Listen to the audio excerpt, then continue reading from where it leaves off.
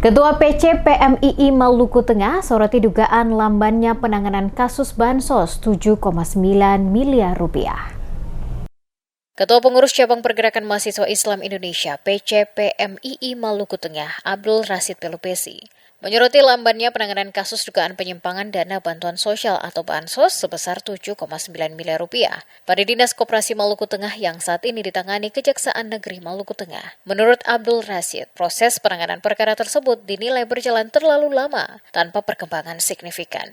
Yang menyebut kasus ini telah bergulir selama kurang lebih 9 bulan di Kejaksaan Negeri Maluku Tengah, namun hingga kini belum ada satupun pihak yang ditetapkan sebagai tersangka. Yang menegaskan sebagai organisasi mahasiswa yang memiliki fungsi kontrol sosial, PC PMII Maluku Tengah akan terus mengawal proses hukum kasus tersebut agar berjalan transparan dan tidak terkesan mandek. Abdul Rashid juga memastikan pihaknya akan membawa persoalan ini ke tingkat yang lebih tinggi.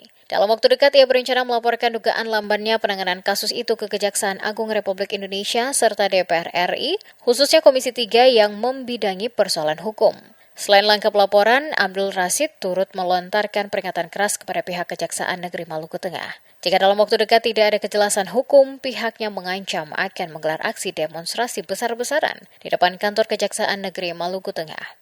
Menurutnya aksi tersebut merupakan bentuk kekecewaan sekaligus desakan moral agar aparat penegak hukum segera menuntaskan perkara yang dinilai merugikan keuangan negara dan mencederai rasa keadilan publik. Kami menyarankan kepada Kejaksaan Negeri agar segera menuntaskan dan menetapkan tersangka sehingga kasus ini tidak jadi kesan publik yang berlarut-larut sehingga menimbulkan perspektif yang negatif terhadap instansi Kejaksaan Negeri Maluku Tengah. Untuk itu juga kami akan berkomitmen terus mengawal kasus ini dan akan mengirim surat kepada Komisi 3 DPR RI serta Kejaksaan Agung untuk meminta evaluasi total yang harus dilakukan terhadap Kejaksaan Negeri Maluku Tengah. Kami juga akan melampirkan 2 paket proyek yang sudah kami kantongi datanya kepada DPR RI atau Komisi 3 khususnya serta Kejaksaan Agung.